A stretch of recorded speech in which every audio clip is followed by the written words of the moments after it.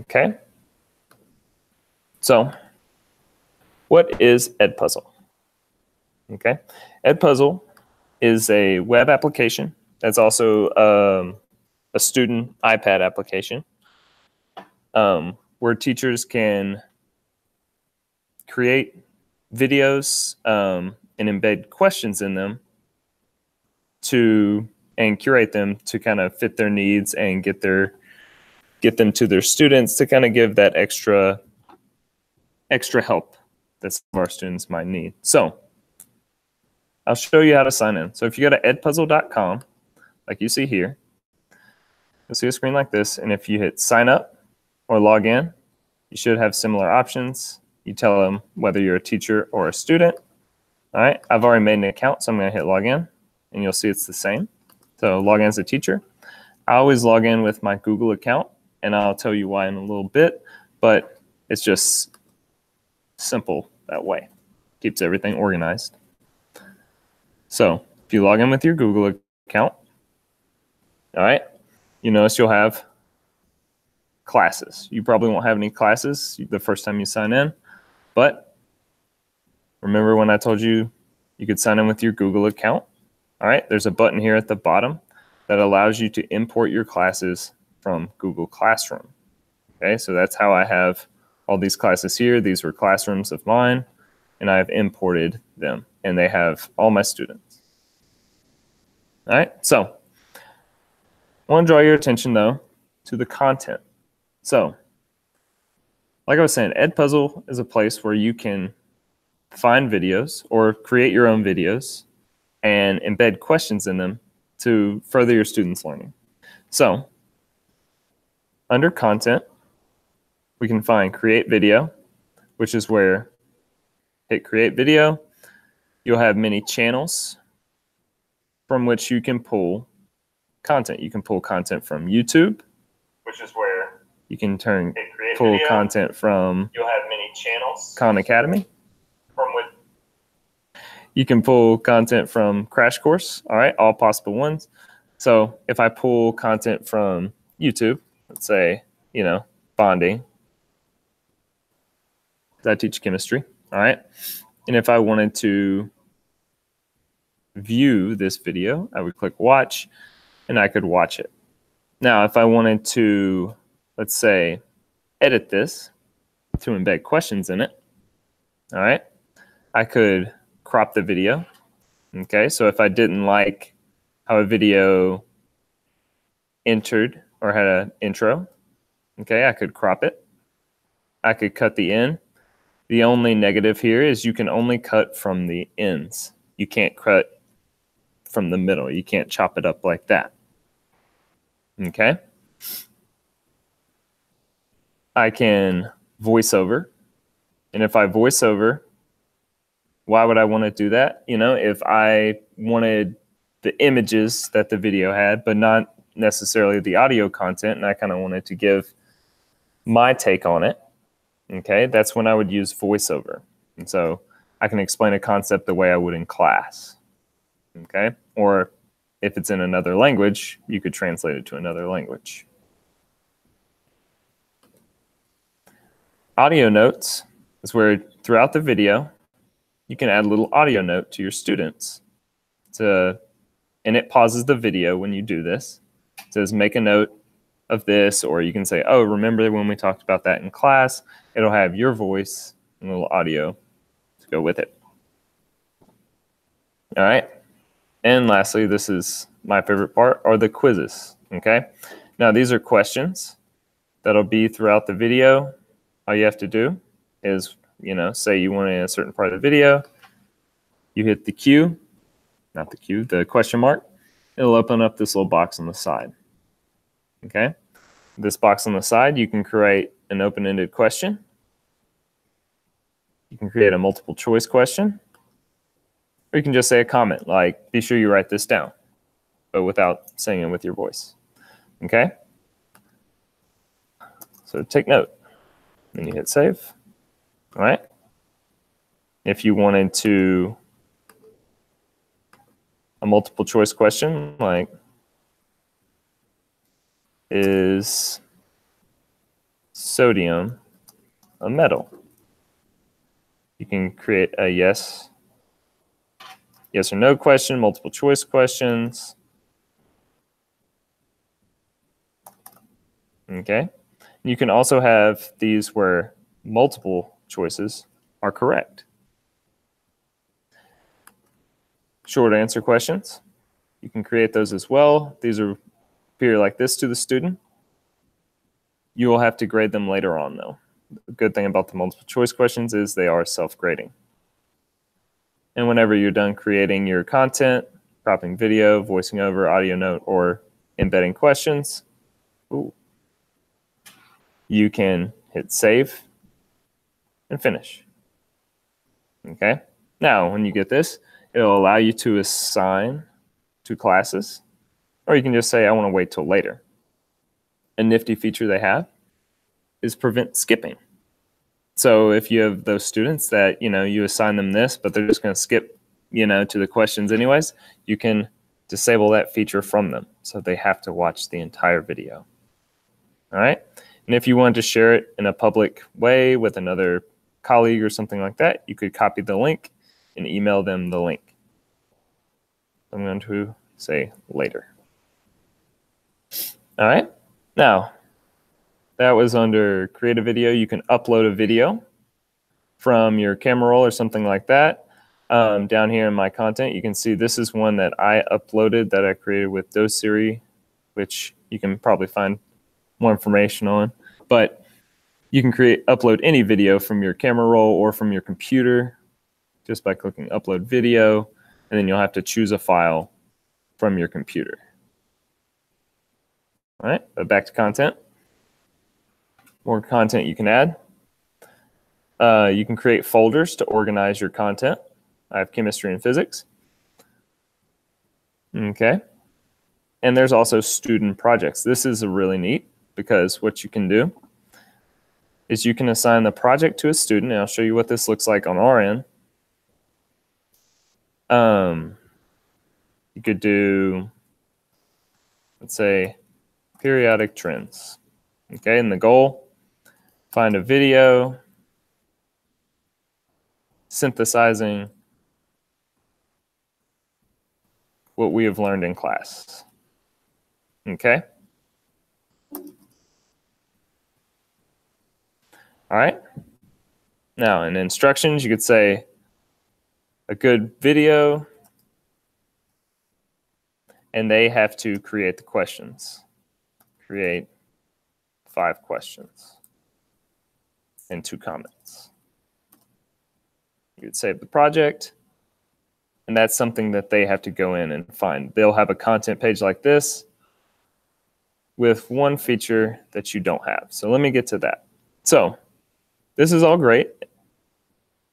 Taking YouTube videos, okay? I really like Professor Dave, so if I wanted to know something about Professor Dave's nomenclature, so Professor Dave,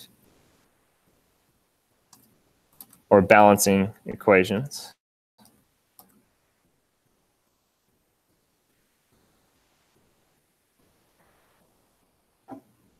Okay, there are videos there. Okay, and I can watch those. And I can hit edit to add them. Now, I can also do the same thing. If I click this Edpuzzle, I can go in and I can see videos that other teachers have already created. So I don't have to reinvent the wheel. And I can watch their videos. And questions are already here. And if I wanted to copy and edit this, then I could look at their questions and see if they're appropriate for my students, and edit them if need be. And you can always copy it to your content for later. Okay, so we've talked about content. All right, now let's talk about classes, or how you assign these. So within your content, after you find videos that you would like to use, you click the little checkbox and buttons will pop up on the bottom and what you want to do with the content. You can move it to a folder, delete it, unselect it, or you can hit assign. And so just like we saw before, after we created a video, you'll have the option to assign it to one of your classrooms. Or again, you can wait till later. So let's look at what one of our classes look like. Okay, so in this class called webinar, all right, you can see how students' work will look on your end. You can see your students. All right, I have Zachary in here. Okay, and I can see the assignments. I can see that nobody has done this assignment, and I can see everyone's done this assignment. Okay, and it'll kind of fill in as the students. Now it says I have 2 new answers, and those are answers that I have to grade. So if I click on this, it says 2 new answers to grade.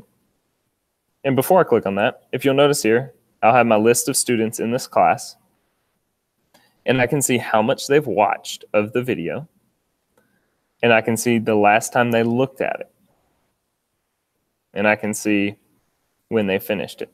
Okay, so I can go ahead and click Answers to Grade. Okay, and case yellow 4 is potassium perchlorate. He put potassium chlorate. So I give him half credit because he was close. And I say, and I can leave a comment. Perchlorate.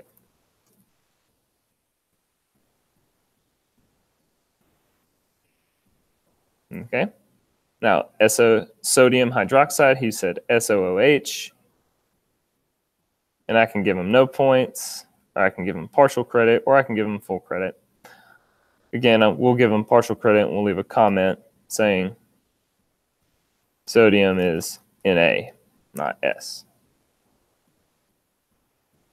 Okay, a little feedback there. Now, if I go back to my classes, a webinar class,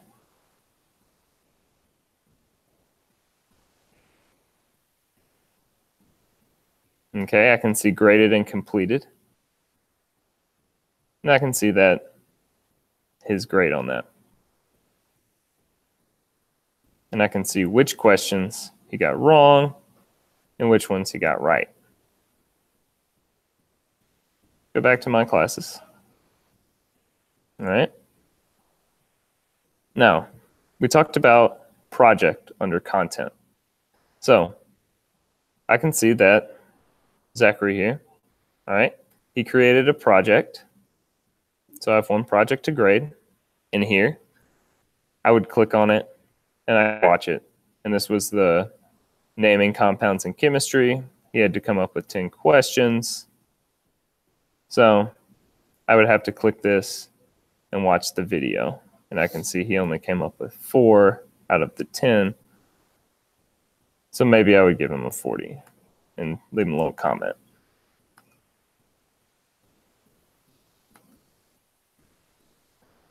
So going back, we've covered content and how to upload more or find more that have already been created for us. We've gone over classes, and let's see the different options in our classes. So I've told you how you can import your classes from Google Classroom, and they'll be in here with your students. Oops, didn't mean to show you all that one. Okay, I can invite class students, okay, by copying this link and either posting it on Classroom or emailing it to them, or just giving them the class code. I can lock the classroom if I don't want any more students to join.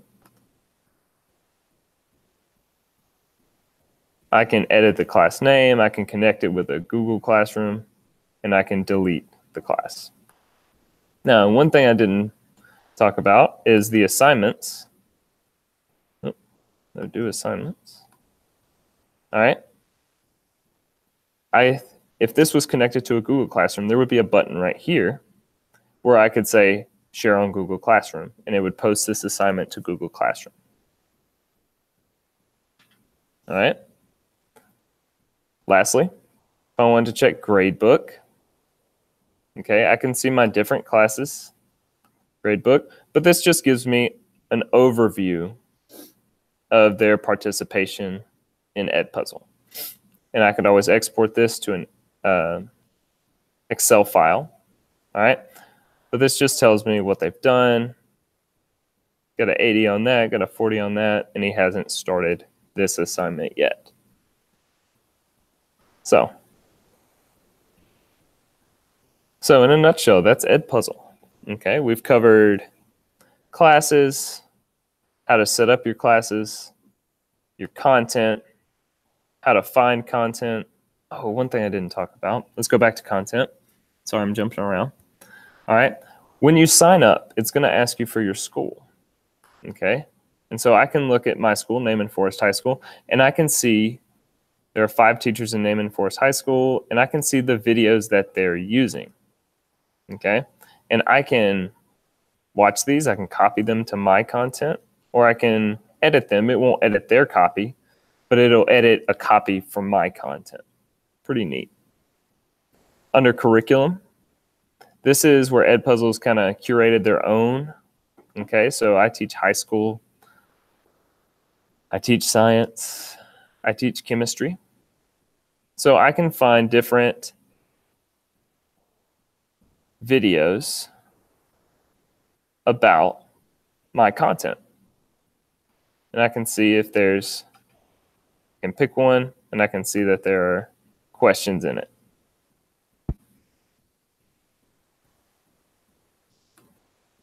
Pretty neat. So this can be used as a creative tool for teachers. It can be used as a creative tool for students, as we saw with the student project. It can be used as a reteach if you've, taught a student or had a student absent, and they missed some content. You could assign this. Do we have any questions, Tom? Well, I guess it's not. Yeah. All right. We've gone over classes. We've gone over gradebook. We've gone over content. If you have any other questions, please feel free to leave a comment in the section below. Again, I'm Zach Bodwin. This has been Edpuzzle. Thank you for tuning in.